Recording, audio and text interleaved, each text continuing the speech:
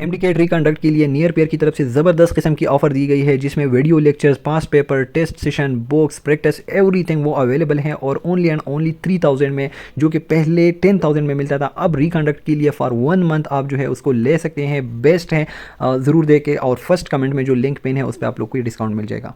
Hello everyone, this is doctor Sam, hope everyone is fine.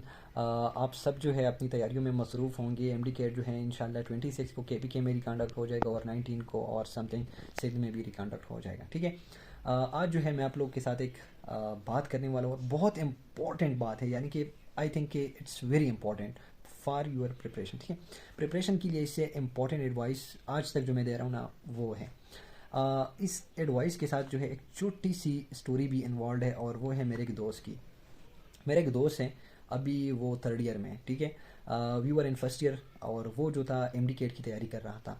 ऐसा था कि वो हमारे साथ ना घूमता फिरता था। हम तो फर्स्ट ईयर में थे, मेडिकल में थे, और वो रिपीटर था, लेकिन स्टिल वो हमारे साथ मतलब लाइक हमारे साथ ना हर टाइम घूमता फिरता था, और फाइनली उसकी एडमिशन भी हो गई। मैंने उससे पूछा कि यार मतलब you are so chilled about your preparation and everything, और तुमने इतने अच्छे मार्क्स लिए और फिर उसकी एडमिशन भी हो गई, तो लाइक की टू योर सक्सेस क्या थी? ठीक है, ये मैंने उससे पूछा, एंड बिलीव मी, उसका जो आंसर था वो मुझे बहुत पसंद आया, लाइक बहुत ज़्यादा पसंद। और वो जो है मैं आप लोग के साथ शेयर कर रहा हूँ।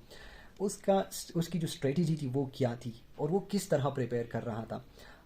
तो बहुत ज़्यादा लॉजिकल है, लेकिन बंदा जो था बहुत कूल था। यानी कि असर के टाइम हम निकलते थे बाहर ना, असर के टाइम हम निकलते थे, शाम हो जाता, शाम के बाद ना ईशा का टाइम हो जाता, ईशा नमाज के बाद जो है हम घर मतलब अपने अपने घर जाते थे।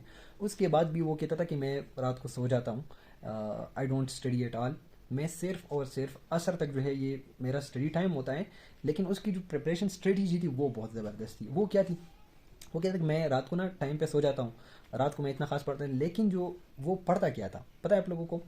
द थिंग इज, वो कहता था कि मैं होली सूली जो फिजिक्स और केमिस्ट्री था वो मैं प्रैक्टिस कर रहा था। यानी कि फिजिक्स बुक जो है ना वो मैंने इतनी खास नहीं पढ़ी, एक दो दफ़ा बस ऐसे जल्दी जल्दी ना फार्मूले शार्मूले देख के गुजर जाता था। उसके बाद जो है हर एक टॉपिक के ऊपर जितने ज़्यादा एमसीक्यूज हो सकते थे वो मैंने सॉल्व की थी।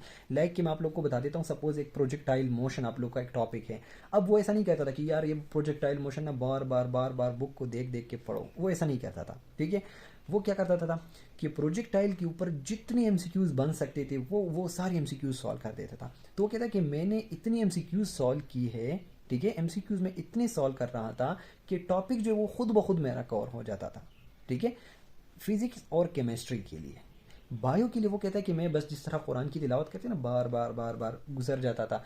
दिन में ना एक दो चैप्टर बस मैं सीधा सीधा बस उसके ऊपर गुजर के चला जाता था। फिर मैं केमिस्ट्री और फिजिक्स के एमसीक्यूज सॉल्व कर देता था। ऐसा नहीं था, मतलब अक्सर स्टूडेंट्स क्या गलती करते हैं कि फिजिक्स का एक टॉपिक है, वो बैठ जाते हैं बुक में प्रोजेक्टाइल मोशन, फिर ये फार्मूला, फिर ये फार्मूला, अच्छा फार्मूला पर हाइट, ये बुक में देखते हैं। वो क्या करता था, इसके ऊपर जितने एमसीक्यूज बनते थे वो सारे कर लेता था। अब मैं अगर फर्स्ट ईयर फिजिक्स आप लोग देखें तो उसमें मुझे नहीं लगता कि आप लोगों को बुक के ऊपर इतना टाइम वेस्ट करना चाहिए। जबकि सेकंड ईयर में थोड़ा सा बुक को टाइम अगर देंगे वेल एंड गुड। बाकी जो है 100% यानी कि आप प्रैक्टिस करें, और इतनी प्रैक्टिस करें हर एक टॉपिक के ऊपर कि आप लोग का टॉपिक खुद बहुत क्लियर हो जाए। ठीक है, तो ये फिजिक्स के लिए और केमिस्ट्री के लिए मेरा एडवाइस है।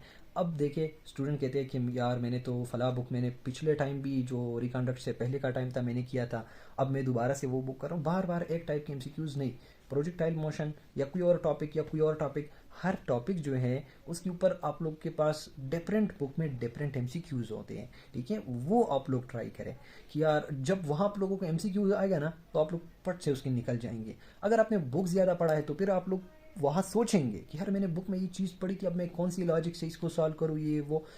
That thing will take a lot of time. तो बुक के जो रीडर होते हैं मोस्टली फिजिक्स और केमिस्ट्री, वो अक्सर बहुत ज़्यादा ख़राब हो जाता है, दो कि उनके बहुत ज़्यादा अच्छे मार्क्स होते हैं एफएससी में। ठीक है, तो आप लोग ज़रूर जो है ये मशवरा माने मेरी, अगर कम स्टडी करेंगे तो भी चलेगा, लेकिन टेक्निकल होनी चाहिए। दो कि आप लोग बहुत ज़्यादा टाइम वेस्ट कर रहे हैं बुक के ऊपर, दूसरी चीज़ के ऊपर। और एक चीज़ इंपॉर्टेंट चीज़ उसमें जो मैंने देखी थी वो मेंटली बहुत ज़्यादा साउंड था। ठीक है। दो कि वो रिपीटर था, रिपीटिंग टाइम में ना बंदा बहुत ज़्यादा फ्रस्ट्रेटेड टाइप का हो जाता है, गुस्सा, यार काम नहीं हो रहा, एक दिन उसका वेस्ट हो जाए ना बंदे का, तो फिर उसको ना पल्पिटेशन सी स्टार्ट हो जाती है, दिल ज़ोर से धड़कता है, कभी स्वेटिंग, कभी गुस्सा आता है, like these kind of things. उसमें ये चीज़ मैंने नोट की थी, हमारे साथ ना पिकनिक पे जाता था, बिल्कुल इन डेज में भी पूरा पूरा दिन कभी कभी वेस्ट कर जाता था। तो I am not recommending that कि आप लोग इन में दिन वेस्ट करना शुरू कर दे, बट द थिंग इज़ कि आप लोग साउंड रहें। अगर आपका एक दिन वेस्ट भी हो जाता है ना, don't take that too much, like कि यार क्या हो गया, अब तो मेरा नहीं होगा, मैंने तो पूरा दिन वेस्ट किया। नहीं, ऐसा नहीं होता। अगर इंसानी तकाजा है, बंदा बीमार भी हो जाता है, कभी कभी बहुत ज़्यादा मूड ख़राब हो जाता है, कभी कभी ऐसा हो जाता है कि एक दिन में बंदा 5 दिन का काम कर लेता है, कभी ऐसा हो जाता है कि पूरा दिन वेस्ट कर जाता है। तो ये चीज़ें होती रहती हैं, इन चीज़ों से आप लोगों ने डिग्रेड नहीं होना है, ट्राई अपनी बेस्ट करनी कि कोई दिन वेस्ट ना हो। लेकिन अगर हो जाए भी तो उसको इतना वो ना बनाए कि वो ये वो। अक्सर स्टूडेंट आ जाते मुझे मैसेज करते कि सर आप ना एमडीकेट के करीब दिनों में कभी आपने वेस्ट किया था दिन? बहुत ज़्यादा दिन वेस्ट किए थे, ऐसा नहीं है किसी का भी। अब जिसकी मतलब वी आर ह्यूमंस, हम सब, लिमिटेशंस होती है, और इंसान को तब तक उस ड्रीम का वो यकीन नहीं आ जाता जब तक वो उसे पा नहीं लेता। तो इंशाल्लाह you will do it, just stay relax, किस्मत में मिल जाएगा। लेकिन बस ये टेक्निकल बातें जो है, जो असबाब है, उसको हमने फॉलो करनी है। बाकी नसीब से इंसान आगे जा नहीं सकता और नसीब से पीछे रह नहीं जाता। अल्लाह हाफिज़।